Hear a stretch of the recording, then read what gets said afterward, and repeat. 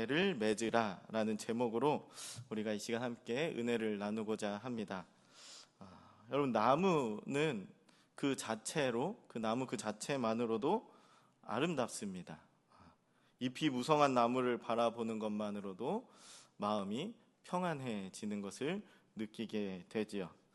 얼마 전에 그 실버스쿨 전도대 함께 봄 소풍 다녀왔던 무량기 수목원에서도 정말 많은 나무들을 보면서 우리가 새롭게 리프레시되고 힐링하는 그러한 시간을 보내고 돌아온 적이 있는데, 그런데 그 수많은 그러한 나무들 중에서 많은 가지와 잎사귀로 사람들로부터 사랑받는 나무가 한 종류가 있습니다. 그 바로 느티나무입니다. 그래서 마을 한가운데 가면 큰 나무가 하나 있다라고 한다면 그것은 거의 대부분 느티나무입니다. 그 느티나무 한 그루면 마을 사람들이 모여서 그 그늘 아래에 쉬면서 담소도 나누고 또 때로는 다과를 즐기기도 하는 그러한 나무가 느티나무입니다. 그럼에도 불구하고 나무의 아름다움이다라고 한다면 과일 나무를 빼놓을 수 없을 것 같습니다. 저는 배나무에 대한 약간 좋은 기억이 있습니다. 아버지의 고향이 나주인데 제가 어렸을 때 이제 추석 때쯤이었던 것 같아요. 그래서 성묘를 이제 끌려다니는 거죠. 산소가 그 중에 한 곳의 산소가 배밭 안에 있습니다. 지금도 여전히 기억이 나는데 안 간 지 한참 됐는데 기억이 납니다. 배밭 안에 이쪽에 두 군데인가 있었고 또 이쪽으로 이렇게 돌아 나오면 또 여기 또 큰 데가 있고 또 거기서 뭐 성묘하고 나면 또 차를 타고 또 다른 데로 가고 그냥 뭐 여기는 누구다 그러면 예 그냥 그러고 전 뒤에 서서 이렇게 기도하고 있고 그랬었는데 그 배밭 안에 있는 이제 산소의 성묘를 마치고 돌아가는 길에 그 배를 하나 이렇게 따가지고 그 이동하는 차 심지어 이렇게 승용차나 뭐 그런 게 아니라 그 1톤 화물 트럭 그 뒷칸에 이제 시골이니까 그런데 타갖고 이동하잖아요. 거기서 그냥 대충 깎아서 먹은 그 배가 아직까지도 잊지 못할 만큼 굉장히 맛있는 배였습니다. 나무에서 바로 땄으니 시원하지도 않을 것이고 그럼에도 불구하고 굉장히 맛있는 배를 먹었던 그런 기억이 지금 아직도 있습니다. 여러분들에게도 이와 같은 그 과일에 대한 좋은 추억이 있으리라 생각이 되는데, 과일 중에 왕자라고 불리는 과일이 혹시 뭔지 아십니까? 두리안입니다. 네, 한 수박 크기 정도 되고 뾰족뾰족한 가시가 이렇게 막 나에 있는 동남아에서 많이 먹는 그런 과일이 두리안입니다. 이것은 맛이 굉장히 좋습니다. 네, 그런데 지금 반응에서 나오는 것처럼 정말 구린 냄새가 네, 그 냄새를 이기지 못하면 그 달콤한 맛을 볼 수 없는 과일이 바로 두리안이죠. 저도 처음에는 못 먹었었습니다. 막 이렇게 경계하고 멀리 떨어져 있고, 그런데 그거 한번 딱 이기고 먹는 순간 이게 최고의 과일이구나 라는 것을 느끼고 자주는 아니지만 갈 때마다 두리안을 이렇게 먹긴 하는데요. 제가 이 선교사님한테 들은 얘기도 있습니다. 이제 선교지에 파송을 받고 이제 갔는데 어디선가 밖에서 구리구리한 냄새가 자꾸 집 안으로 이제 들어오는 것이죠. 그래서 이제 여기저기 막 열어보고 이 냄새가 어디서 나는 건가 하고 문을 딱 열었는데 문 앞에 두리안이 그냥 딱. 그 지역의 사람들은 최고의 손님, 최고로 대접해야 될 사람이 오면 이 두리안을 선물을 한다라고 하더라고요. 근데 그 냄새 때문에 사실 그것을 받았을 때는 그런 의미를 알지 못하고서는 기분이 썩 좋지만은 않을 것이다라는 거죠. 근데 정말 맛있습니다. 네. 기회가 되시면 도전 한번 해보시는 것도 나쁘지 않으리라 생각이 됩니다. 그런데 여러분, 못생기던 잘생기던 과일 나무의 중요성이 무엇입니까? 열매를 맺어야 된다라는 겁니다. 열매를 맺지 않은 나무는 소용이 없다라는 거죠. 그 열매가 어떻게 맺혀지느냐에 따라서 그 나무의 가치가 증명이 되는 것입니다. 그래서 성경에도 보게 되면 과실나무가 열매를 맺는 이유에 대해서도 이렇게 말씀합니다. 창세기 1장 11절에 땅은 풀과 씨 맺는 채소와 각기 종류대로 씨 가진 열매 맺는 나무를 내라 하시니 라고 말씀하고 있습니다. 이것은 하나님께서 사람을 위한 하나님의 사랑의 배려인 것입니다. 여러분, 먹는다라는 것처럼 우리의 즐거운 일이 어디 있겠습니까? 하나님께서는 사람을 창조하시기 이전에 이미 사람이 먹을 것을 다 창조하셨습니다. 사람뿐만이 아니라 창조된 모든 생명체들이 그것을 다 먹도록 창조를 하셨습니다. 그런데 여러분, 다른 생물들이 먹는 즐거움을 알까요? 다른 생물들은 먹는 즐거움이라기보다는 생존 본능 때문에 먹는 것이지 사람들처럼 먹는 즐거움 때문에 먹는 것이 아니다라는 겁니다. 그렇게 생각하는 이유는 대부분의 동물들은 배부르면 더 이상 먹지 않습니다. 예전에 포털 사이트에서 인터넷에서 물 마시는 동물의 왕 사자를 쫓아낸 거북이라는 제목의 기사를 본 적이 있습니다. 이게 뭐냐면 남아프리카 공화국 쿠르거 국립공원 안에 있는 야생 동물 보호 그런 시설 구역이었습니다. 샌드강에서 사자가 물을 마시는 중이었습니다. 그런데 아주 작은 거북이 한 마리가 와서는 그 사자를 쫓아낸 겁니다. 사자는 얼룩말을 사냥을 하고 그 식사를 다 마치고 목이 말라서 와서 물을 먹기 위해 그곳에 온 겁니다. 그런데 거북이는 그 사자를 공격해서 쫓아낸 겁니다. 이 촬영된 영상이 있어서 제가 봤는데 이게 거북이가 와서 이제 사자 주변을 막 쫌니다. 그러면 진짜 이 손바닥만한 거북이인데 와서 쫌니다. 그러면은 이렇게 옆으로 이렇게 피해서 사자가 또 물을 마십니다. 그럼 또 쫓아가가지고 또 이렇게 막 쫌니다.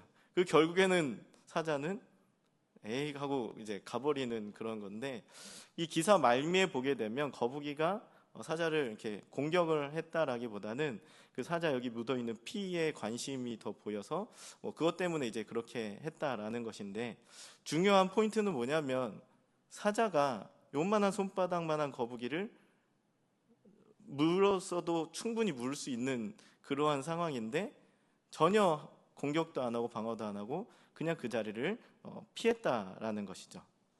어떻게 그런 일이 가능했는가 한번 생각을 해보면 이미 사자는 배가 부른 상태입니다. 그리고 단지 목이 말라서 그곳에 찾아와서 물을 먹기 위한 상태였습니다. 그렇기 때문에 그 거북이를 굳이 거기서 또 내가 먹을 필요가 없었다라는 거죠. 동물들은 배부르면 아무리 좋은 먹잇감이 있다 하더라도 먹지 않는다라는 겁니다. 그런데 사람은 어떻습니까? 반대로 아무리 배불러도 맛있는 것이 내 눈앞에 있다라고 한다면, 심지어 그게 공짜라고 한다면 어떻습니까? 먹고 또 먹고 먹고 또 먹고, 그러다 안 되면 싸가고 네, 싸가기까지도 하는 것이 우리 인간입니다. 그만큼 인간에게 먹는 즐거움이 있다라는 것입니다. 이렇게 먹는 즐거움을 위해서 하나님께서는 먹을 수 있는 각종 열매를 맺는 나무를 우리에게 주셨다라는 겁니다. 그래서 정말 행복하게 먹고 마실 수 있는 그러한 인생을 우리 인간들이 살아갈 수 있게 하셨다라는 거죠. 그런데 여러분, 이 나무들이 열매를 맺지 않으면 어떻게 되겠습니까? 인간의 즐거움은 그 순간에 고통이 될 것입니다. 반드시 열매를 맺어야만이 우리 인간들이 그것을 먹고 즐거움으로 살 수가 있게 된다라는 것이죠. 그런데 중요한 것은 열매는 나무만 맺어야 하는 것이 아니다라는 겁니다. 사람들도 열매를 맺어야 한다라는 겁니다. 하나님께서 정말 원하시는 것은 하나님의 백성인 저와 여러분들이, 우리 성도들이 열매를 맺는 것입니다. 우리가 열매를 맺지 않으면 우리를 통하여서 기쁨을 얻어야 하는 하나님께서는 반대로 고통을 느끼게 된다라는 겁니다.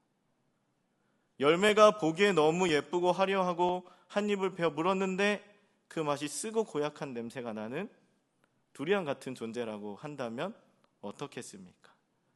그 순간 뱉어버리게 되겠죠. 그 입을 씻어내려고 물을 마시고 뱉고를 반복할 것입니다. 앞에서도 말씀드렸지, 제가 두리안 처음부터 잘 먹는 건 아니었습니다. 캄보디아 앙코르왓이라는 곳에 갔는데 아이스크림을 파는 곳이 있어서 선교 팀원들과 함께 아이스크림을 사서 먹었는데 두리안 아이스크림이었던 것입니다. 넣고 빨고 버리고 뱉고 저도 처음에는 그렇게 했었습니다. 이같이 아무리 쓰고 맛이 없는 그러한 것들을 입에 넣으면 뱉게 되어 있다라는 것이죠. 마찬가지로 우리도 좋은 열매를 맺지 못하면 우리를 바라보시는 하나님께서는 괴로워하신다라는 겁니다. 요한계시록 3장 16절에 이렇게 말씀합니다. 내가 이같이 미지근하여 뜨겁지도 아니하고 차지도 아니하니 내 입에서 너를 토하여 라고 말씀하고 있습니다. 우리는 하나님께서 기뻐하시도록 계속해서 좋은 열매를 맺도록 노력을 해야 한다는 것입니다. 그렇다면 우리는 어떤 열매를 맺어서, 어떠한 좋은 열매를 맺어서 하나님을 기뻐하게 해드려야 될까?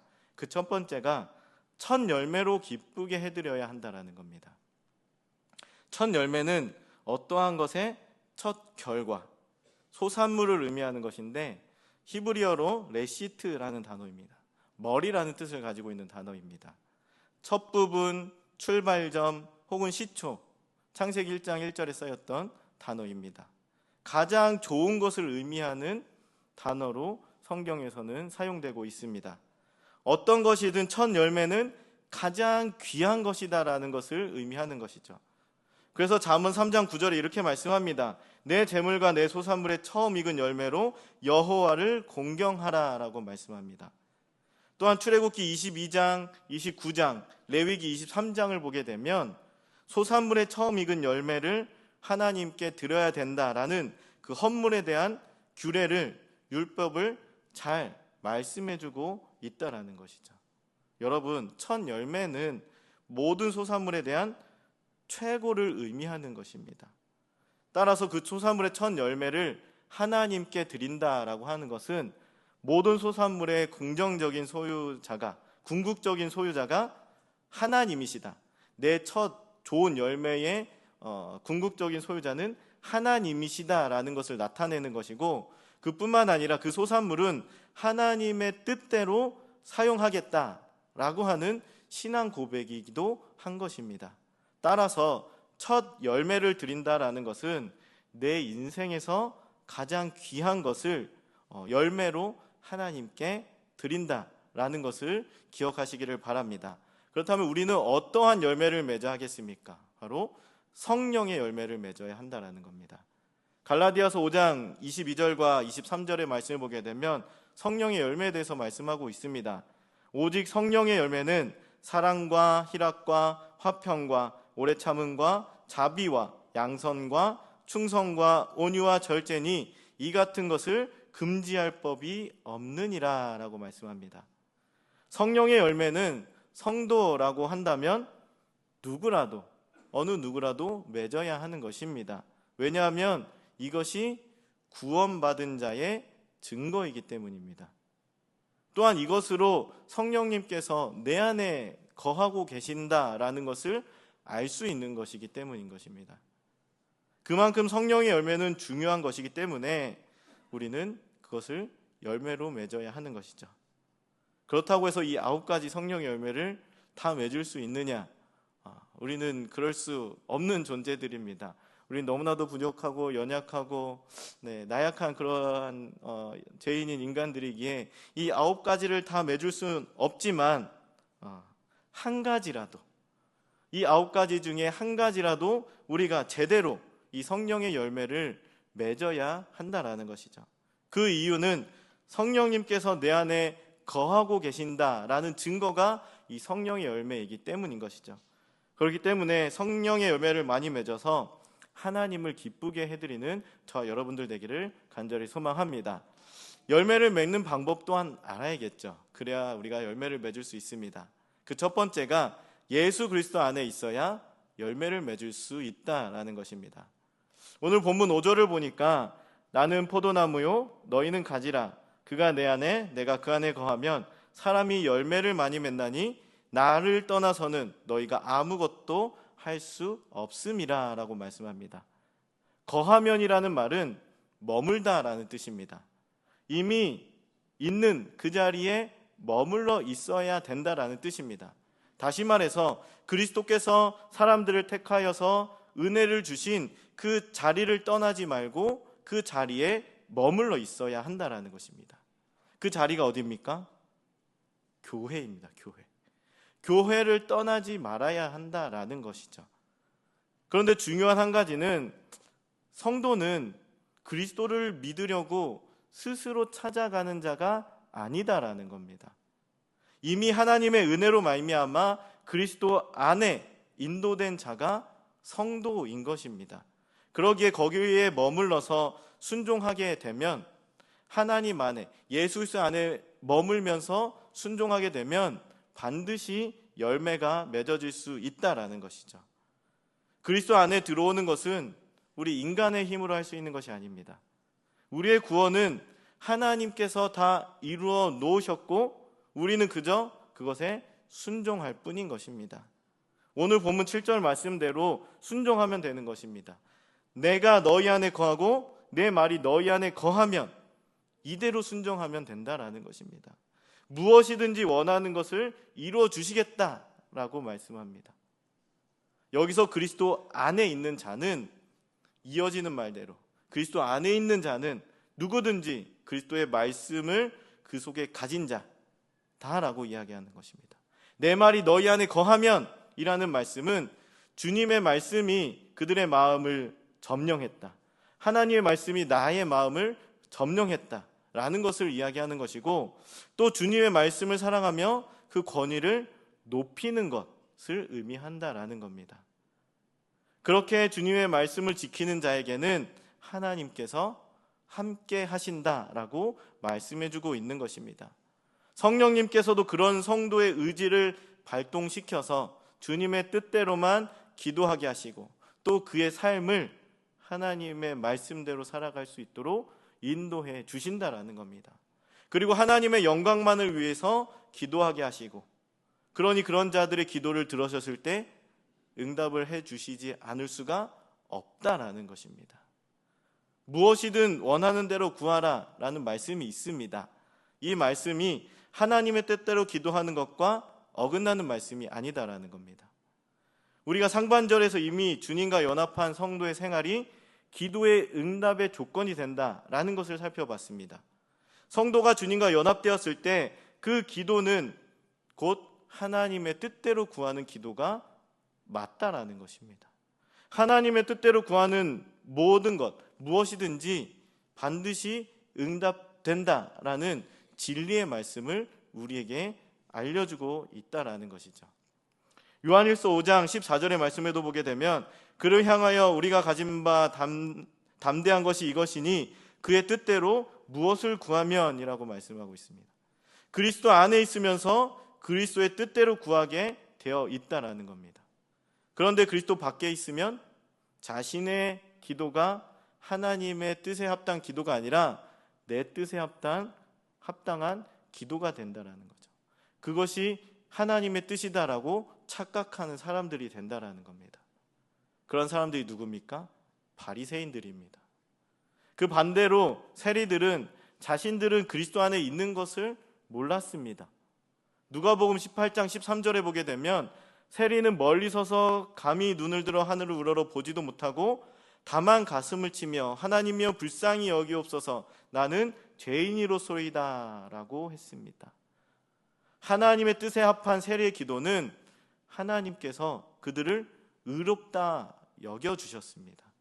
이런 모습이 주님의 마음에 합한 자의 삶을 사는 성도들의 모습인 줄을 기억하시기를 바랍니다. 그리고 열매 맺는 두 번째 방법은 망가졌던 것이 고쳐지게 되면 열매를 맺게 되어 있습니다. 열매를 맺어야 하는데 열매를 맺지 못하고 열매가 자꾸 떨어지는 그런 나무들을 볼 수가 있습니다. 병충해를 입었거나 안 좋은 영양분을 섭취했거나 그런 이유겠죠. 그래서 열매가 달려있지 못하고 다 떨어지게 되는 겁니다. 그래서 농약을 치고 병충해에 병들지 않도록 좋은 열매 맺도록 그렇게 농사를 짓는 분들이 그렇게 합니다. 근데 우리 인간들도 마찬가지다라는 거죠.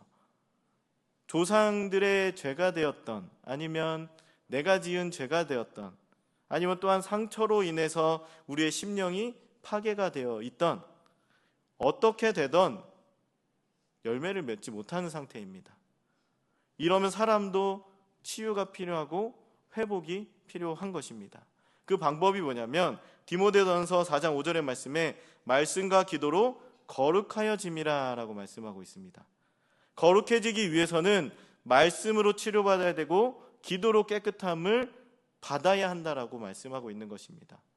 이것은 우리들의 자아가, 저와 여러분들의 자아가 치유되는 것입니다. 사람을 실족시키는 악한 생각과 행동을 치유받아야 되는 저와 여러분들이 말씀과 기도로 치유받게 된다라는 것입니다. 욕심과 탐욕과 교만을 치유받아야 되는데 그것 또한 말씀과 기도로 치유받아야 된다라는 겁니다. 성령님께서 우리 안에 거하시면서 말씀과 기도로 우리를 치유해 주신다라는 겁니다.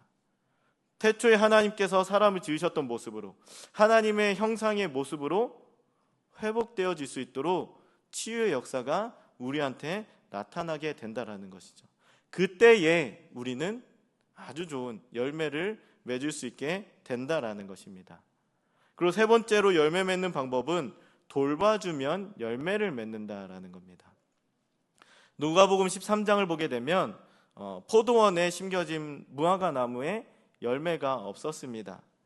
그래서 찍어버리라는 주인의 그 말에 과언지기는 1년만 내가 한번 돌아보겠다. 1년만 한번 놔둬봐 달라.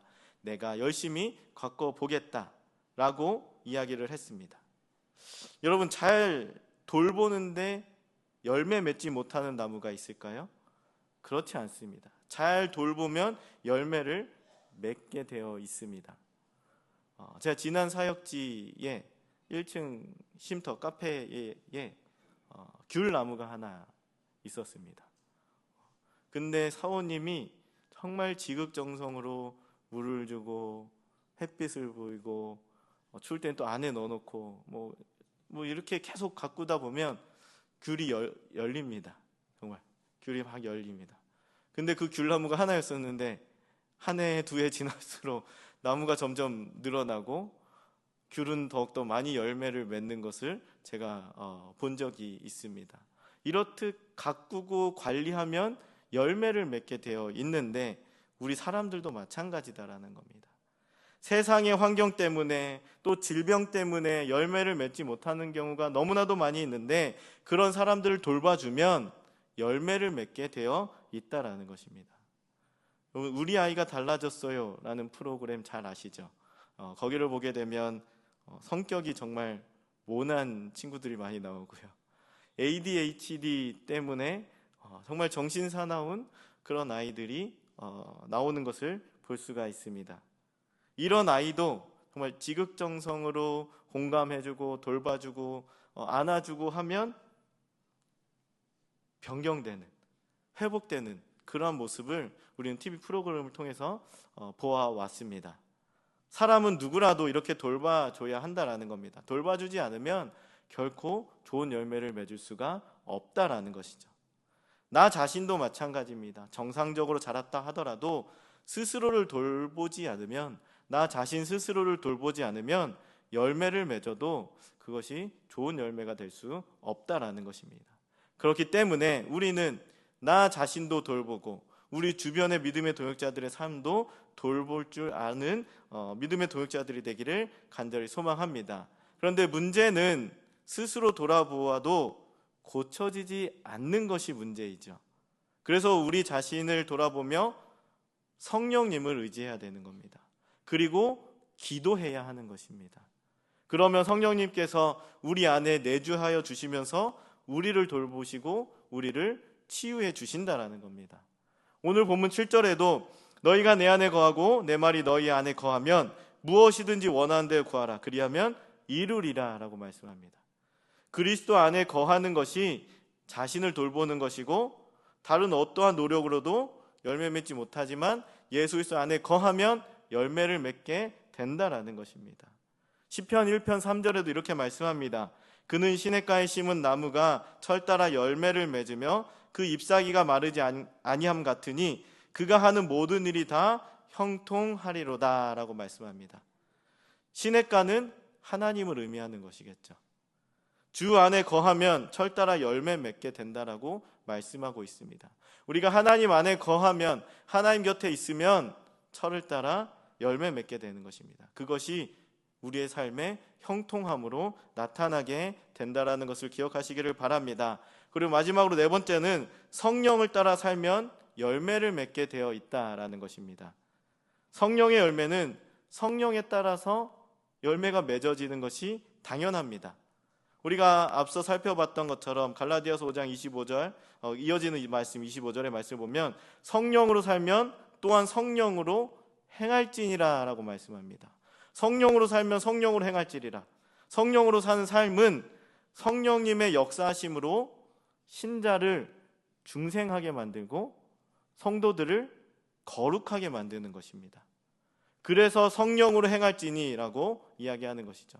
여기서 행할지니라는 말은 행렬을 지어서 서 있거나 아니면 나아가거나 하는 것을 의미하는 말입니다. 이것은 신자들이 한 단체 행렬처럼 성령의 인도대로 귤에 있는 그 순종함을 이야기하는 것입니다. 세상에 눈을 돌리고 세상으로 이탈하는 것이 아니라 성령을 따라서 성령의 삶을 살아야 된다라고 말씀하고 있다라는 것이죠. 그렇게 되면 열매를 맺을 수 있게 된다라고 말씀하는 것입니다. 그래서 하나님은 왜 열매 맺기를 원하십니까? 하나님께서는 우리가 왜 열매를 맺기를 원하고 계실까? 오늘 본문 8절은 열매 맺는 이유에 대해서 이렇게 말씀합니다. 너희가 열매를 많이 맺으면 내 아버지께서 영광을 받을 것이요 너희는 내 제자가 되리라 라고 말씀하고 있습니다. 첫째는 하나님께 영광이 되기 때문입니다. 둘째는 그래야 우리가 주님의 제자가 되기 때문인 것입니다. 여러분, 우리는 항상 하나님께 영광을 올려 드리는 삶을 살아야 될 줄로 믿습니다. 그 영광은 우리가 열매를 맺을 때 가능하다라고 말씀하고 있습니다. 또 그럴 때 비로소 우리는 주님의 제자가 될 수 있다라고 말씀하고 있습니다. 그러니 열매를 맺는 삶을 살아야 될 줄로 믿습니다. 우리 교회 예수님의 3대 사역을 계승하여서 하나님 나라를 펼쳐나가는 것이 우리 교회 또 이 사명이지 않습니까? 그러기 위해서 우리가 제자가 되어야 되는 것이고 또 하나님께 영광 올려드리고 많은 열매를 맺어야 되는 것인데 우리가 하나님 안에 거함으로 말미암아 성령님의 도우심으로 말미암아 많은 열매를 맺고 하나님이 기뻐하시는 삶을 살아내는 저와 여러분들 되기를 간절히 소망합니다. 기도하겠습니다.